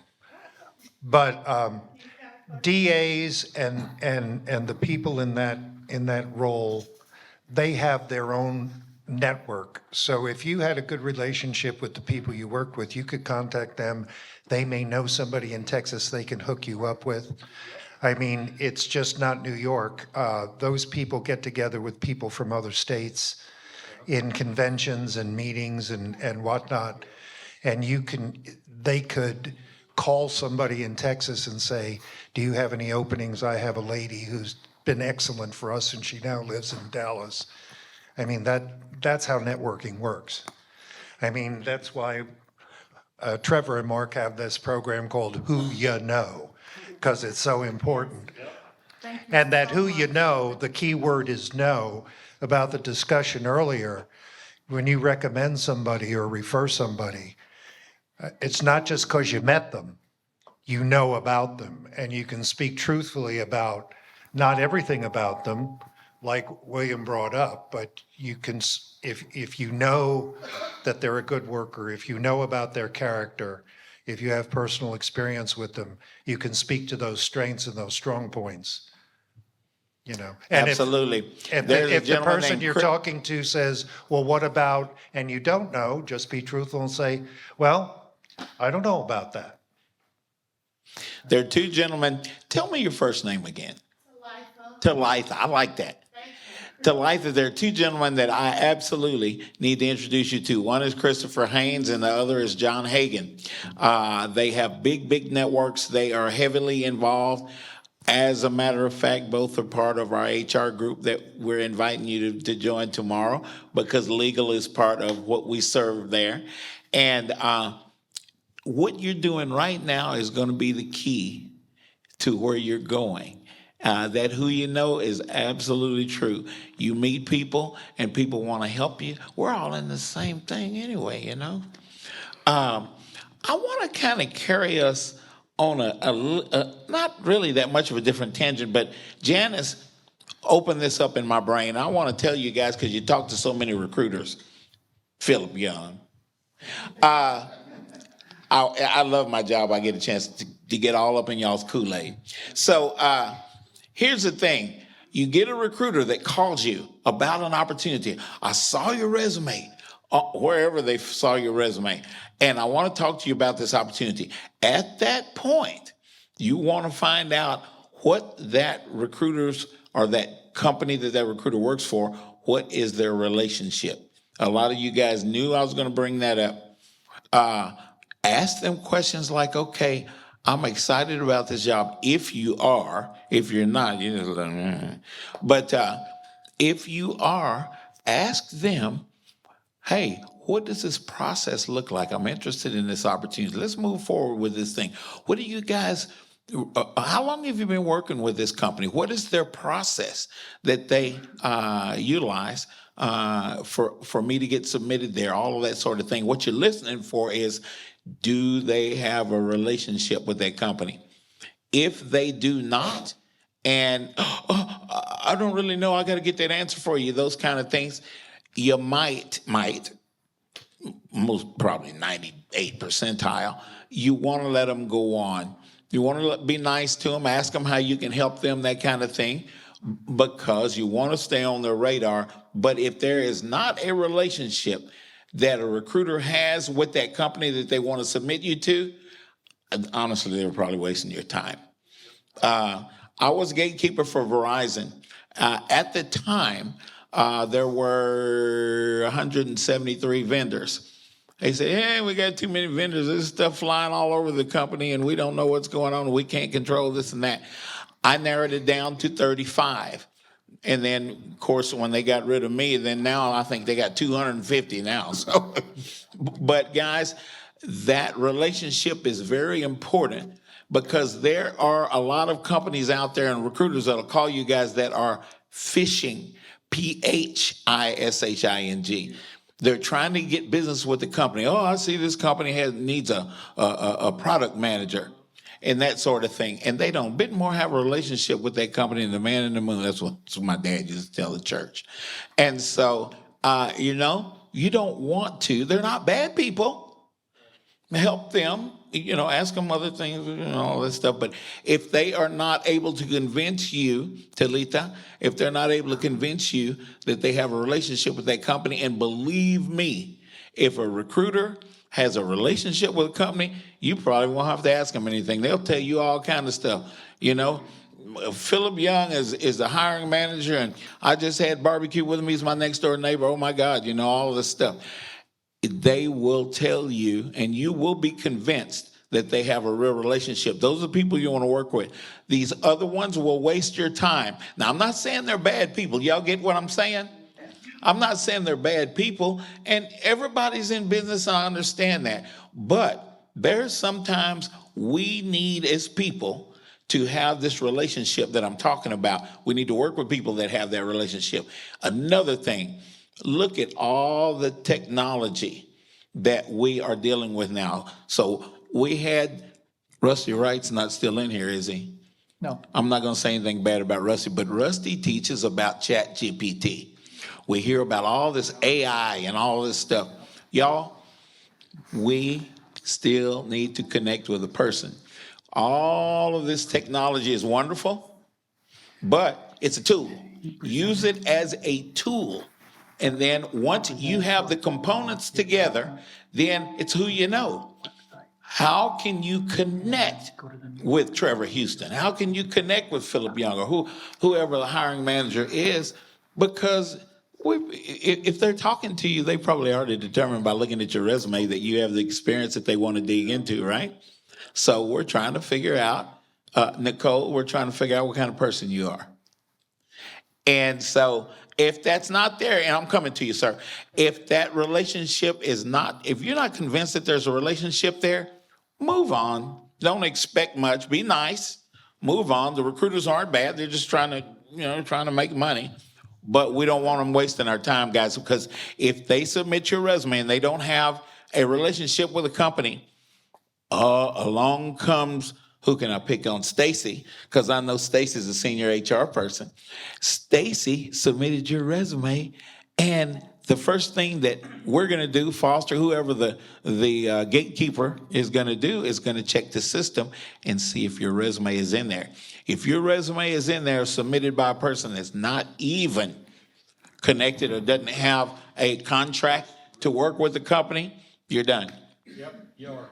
So this is important. I know I took a lot of you guys' time to try to explain this, but I want to get in our head because a lot of this technology and the methodology and all the stuff that we hear about, all this technology we need to still be people, y'all. Trevor talks about this all the time. Rehumanize the job search. Another thing I want to tell you guys about, you'll hear about keywords. You're going to have keywords in your resume. That's wonderful. But do those keywords tell me that you use those keywords in the context that I need to see them? Case in point, 2 years ago, I was looking for a project manager that could handle an implementation of a software called Epic into a big hospital group. Epic is probably the number one software for patient information and all of that sort of stuff, so the hospital can figure out what they got to operate on. And so what I needed was a project manager, number one. I needed someone that has implemented software, the Epic software. And so that is what we posted. The first 25 resumes I got, oh man, I got flooded with all of these people that had Epic experience. But none of them were project managers, and none of them had implemented Epic into a system. I needed that IT person, that project manager. I needed that person that had implemented Epic into the system, whatever it was. I even put the system that the company had on there. This is what's important. We need to read these job descriptions, guys, and we need to answer the questions that are in those job descriptions. We need to make sure we got the keywords, use their language, yes, but what context are those keywords being used in? Is this making any sense? Okay, good. If y'all say, yeah, I'm happy. Sir, you had a question? Yes, sir. Yeah, my name is Kurt Doty. Hey, Kurt. You're not Holly Doty's husband, are you? No. Okay. Hello. My name is Kurt Doty. I'm first time here at Frisco Connect, transitioning from education into corporate training and instructional design. And my question is, you mentioned one good question to ask a hiring manager is centered around what's your process here. I'm trying to figure out what the right questions to be asking are. I'm new in the job search, new in the career transition. What are some of the questions that I should be asking either in an interview or just reflective questions that I should be asking? Okay, let's start with, Are you talking to a recruiter or who's the person that you're talking to? We'll say wherever you want to start. well, it could be an external recruiter, it could be an internal recruiter. I mean, it's all about context. First of all, whoever you're going to be interviewing with, do the research on that company. The questions you should not ask is, what do you guys do here? Don't do that. So do your research on the company, and when I say the company, I also mean the industry. So if you're applying for, let's say, a training position at Southwest, you better find out what's going on in the airline industry as well as what's going on in Southwest. So, and you do that obviously by reading online, either their website, Googling articles, whatever the case may be, but also try to hook up with somebody who's either worked there or something that can give you some insight as to what's going on inside the company. So knowledge is king. Make sure you know about the position, you know about the company, and you know about the industry, what's going on. And then depending on what the job description says, I mean, there are several questions, and in fact, I got a whole bunch of them in my backpack there of interview questions. But it's going to have to be tailored to the opportunity. Because I can't just give you generic, I can give you some generic ones that you should ask, but I mean, I always like to ask, okay, tell me about this role. Tell me about the person that used to be here. Or is this a new role? What did that person before me do well? What did they do badly that you want me to improve on? I mean, tell me, let's define success in 3 months. What are those 5 things, to John's point earlier with the presentation, what are those 5 things that define success in this role? And how I can meet them. Aren't there also some sample questions and recommendations on the careerdfw.org? Yes, yeah, we've got resources out there, and like I said, I've got some with me, we can photocopy and send to you if you want them, but Pamela is absolutely right. Somebody brought up, Stacy had to leave, but she brought up Rusty a few minutes ago, Rusty Wright. You can go to ChatGPT these days, whether it's a Bing version or just ChatGPT version, and just say, what are the best interview questions for the airline industry? And see what it gives you. But always put those in your own words, by the way. The last thing you want is that guy or the person you're interviewing with saying, oh yeah, I looked up those questions too before you got here. So, because Rusty and I have had that conversation. Because, Rusty's initially framing it around as as a job seeker, go to ChatGPT and formulate all this. It's like, well, Rusty, if I'm a manager, I've also gone in there and asked the same question. And you're going to know that your preparation included, not plagiarism, but at least using somebody else's words. So use that as a guide, but formulate your own questions. And then things that are pertaining to you. What's important to you? You want to ask that too. One thing I don't want you asking, as soon as you walk in the interview, 5 minutes later, it's like, so how many times can I work from home? So that can be asked, but you have to weave it into the conversation. I always tell people, read the room. You know how that interview is going. First of all, you try to turn it into a conversation. How do you do that? Well, there are certain ways to do it. If I'm physically going to somebody's office and I see she's got a picture on her desk of the kids or somebody playing volleyball or whatever, or holding a big fish that they've been fishing, I'm going to start breaking the ice that way. Hey, you like to fish? What do you like to fish? Is that ocean fishing? Are we talking? So break the ice somehow. Turn that into a conversation. But then you start, if you want to weave something like, is this position remote or not? You just ask that. So, my assumption is that I'm coming in here every single week if I get the job. They'll be happy to tell you, actually, no, this position's remote or it's hybrid or whatever. Or yes, it's full-time the first 3 months, and after that, we can go hybrid once you're trained. So you can weave it into the conversation. It's all about timing, like everything else in life. It's about timing and making sure you know exactly when they ask those kind of questions. The same thing with the salary question. Be prepared for that one. They're going to ask you, what are you looking to make? Especially you in transition. What do you need to make? So you have to do some research. If you go to our website, friscoconnect.org, where's John.org, then you go to our resource page. There's a bunch of resources there, including some on salary research. Because when they ask you that question, you'll be able to say, okay, I looked it up, and I'm entry level, and whatever, this is my skill set, and I'm in Dallas Fort Worth, so the range for my entry level should be 35 to 50. Cool. Now you give them an answer to that question, because then you turn it around to them. What's the range you have budgeted? That way you guys know, okay, are we going to be able to meet somewhere within those ranges, or are we each wasting each other's time? Because it is important. You all have a budget at home too, a certain amount you have to make. But you also, by the way, as a hiring manager, I could care less what you made at your last job. I have my budget. I have my position to fill. I don't care if you were overpaid or underpaid. It doesn't matter to me. I just know what my budget is. Now, like I said before, if my budget is, 50 to 75, I'm not going to bring you in at 74. I'm just not. Because then next year, you're going to be bugging me about the fact you didn't get a raise because you're at the top of my range already.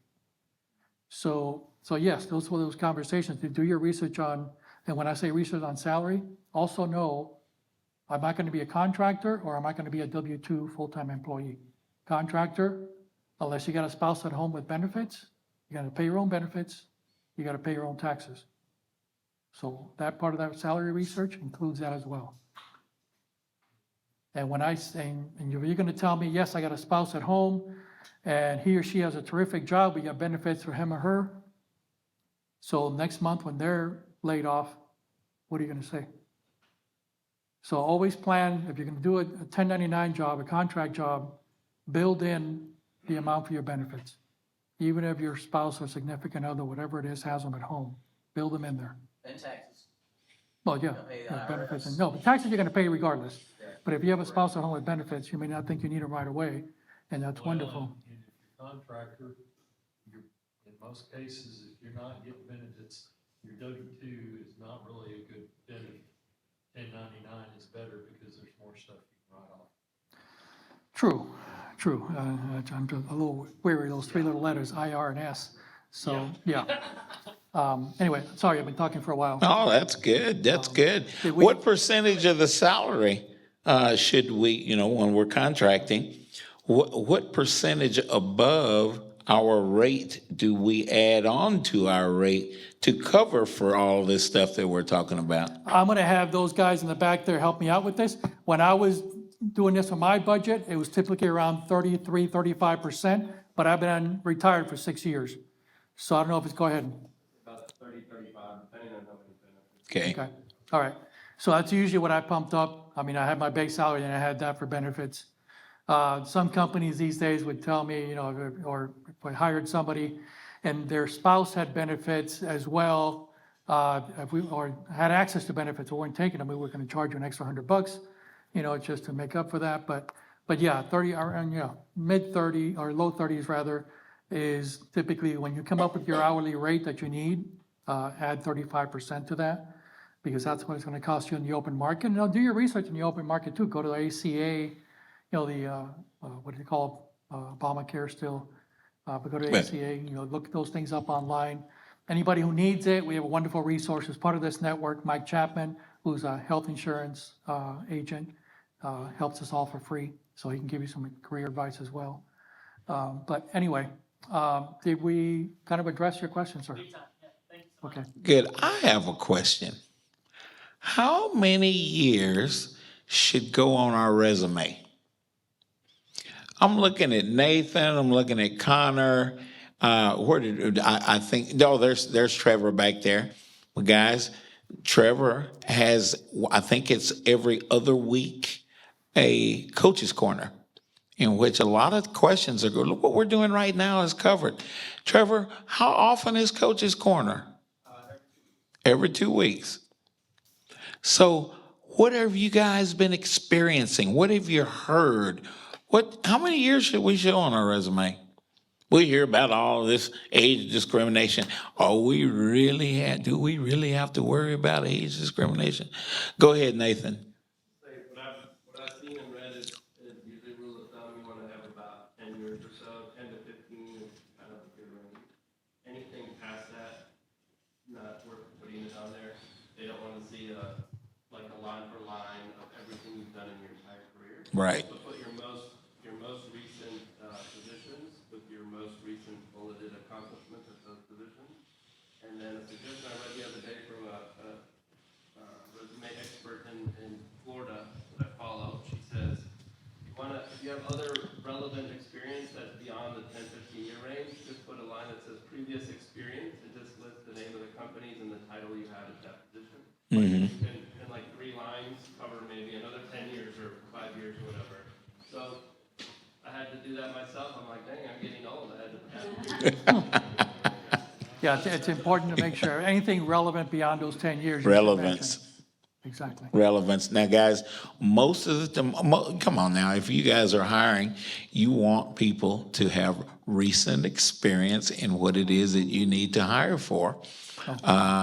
And that relevance, anything relevant to what that company is looking for in that job description, or if you talk to Janice Hendricks and she tells you, I'm looking for this, you want to show all of your recent experience that is relevant. Some folks might want to go 10 years. Some of you, well, Stacy's not here. She had to step out. Some of you executive folks like myself, we might want to show 15, 20 years experience, but that relevance is what is going to be, oh my God, Nathan, I just realized how old I am. But that experience that's relevant is very important. Yes, sir. Correlated to the job description. So if the job description is asking for 10 plus years of experience, make sure you can document the 10 plus years on your resume with that title if you can. If it says 15 plus years, then add another page to the resume if you have that experience. If it's not asking for that, then you can leave it off. That's just kind of a rule of thumb. So they can, because if they're looking for at least 10 years as a minimum requirement, and they only see 8 or 7, they're not going to call it. Mm-hmm. That's true. Yes, sir, Connor. And I say kind of spin off that, depending on obviously longevity of careers, especially those like that are in transition in different ways, and may not always break down to like how many years you want to put on there, but maybe how many experiences you want to show on that resume. Because even though you may not have, especially because I work with a lot of younger folks, and in my past couple of careers when we were recruiting, with a lot of folks who are like just out of high school and college age, things of that sort, they don't always have that the longevity to show from there. But if you're able to show at least like 3 or 4 like solid experiences like within that space in some degree, that also carries in depth. Because like I'm interviewing somebody for a group sales position right now with my own company, and even though she only had like 3 months of actual like prior sales experience, there's other stuff around that had been prior than like for a couple of years beforehand that was still lined up with some of the needs that the hiring manager was needing to have. And so even though she has the longevity on there, she felt like the main 3 things that we're looking for based off her last 3 experiences that she had. Absolutely. Any other input on resume length? I have a question because, for example, if before I was a mom in the business and administration, and I became a parent because I wanted to be still a present mom. And in business, I used to work odd hours, which was fine because I had that ability. But then when I became a mom, I was like, I still want to work, but I only want to kind of follow the school schedule. So I went into education. And now that my youngest is 18, I want to go back to business and administration. So I have a resume that is 4 pages long. And I'm like, everything here is important to me, but when I go back to the workforce, what is important to them? I kind of piggyback off of what they said earlier in regards to keeping it like 3 bullet points, because if everything on the 4 pages is important to show your history, that's fantastic. But from a lot of recruiter perspective, a lot of times they're not wanting to have to scroll through 4 pages of a resume on the website, being 100% honest. So like if you're able to narrow down to possibly 2 and change like that, that's gonna, and I get that and change like part of your reference like section there at the bottom. That's going to be able to help kind of chunk it down so that you can see it like on one solid screen. Perfect. You're able to see a good snapshot of who you are. I'd say just if you're able to help kind of just summarize down a couple of the key big aspects of what you have worked on, that's going to help kind of be like the big stinging point in regards to, she did this, she helped with that, I know she can run this perfectly, things like that. Then what happens to the 12 years of education? Out of that, we take the skills out of that. What skills, you read the job description, what skills are they looking for? So those skills that you did, and were you in the classroom or just education in general? I was actually in education administration and Okay. office and then All right. in the classroom. All right. So there's a skill set there that you used all the time, organization, project management, communication, whatever those skills are, we highlight those skills so that we know your past trained you with those skills, and they're very relevant now, just about everywhere. So we just have to make sure that the who you are gets put up there as well as to what you did, as well as what you did. Nathan? Piggyback on what Pete just said, a lot of people are not putting like a paragraph at the top of the page called professional summary. So if you can in a couple lines pull out like questions and people saying like those main. Thanks, Pete, that mic I was using, there's something wrong with it. Maybe one sentence cover 10 years of experience. Cuts on, cuts off. That's gonna help you too, because you can kind of. That's the only reason I use it is so that everybody can hear the right stuff. Like how you're gonna bring value to the position. They say that recruiters will typically read at best 7 seconds of it. So. Thank you so much. If you want to put like your choice of language, probably that's probably the best bet. And then if they're interested, then they're gonna look into Okay, I've got another segue on this resume thing. We're about to run out of time, so we want to handle this quickly. I want to know you hiring managers out there, Nathan, Trevor, Connor, all of you guys. How important how specific do we need to be on our dates and times on our resume that we were at a company? Versus your LinkedIn profile. Yeah, it could be. Yeah, I definitely mean, you could want be the, that one. you want Yeah. the two to be in sync. What are hiring managers looking for? Okay, let's say I'm gonna pick on Philip. I always pick on Philip Young. So Philip worked at a company for a little bit over a year. He puts 2011 to 2012, or does he put the beginning of 2011 and then to 2011 to 5 of 2012? That shows a little bit longer, and the hiring manager didn't think, oh, he was just there about a year. What are you guys finding that you guys like to see? Connor, what do you like to see? Because not all we do, but we recruiters have to convince hiring managers that are hard on us, by the way, why you should talk to this person. We have to put bullets in our gun. Hey, talk to Philip, because Philip did this for almost 2 years, or a year and a half, 2 years, instead of it looking on his resume like he only did it for a year. Yeah, but when you're filling out the online application, it'll ask a lot of times month and year, so you can't have two different things. It has to be in sync. Yeah. Right, but the other thing we're getting to as well is whatever your resume says, guess what the first thing is I'm gonna do as soon as I get your resume?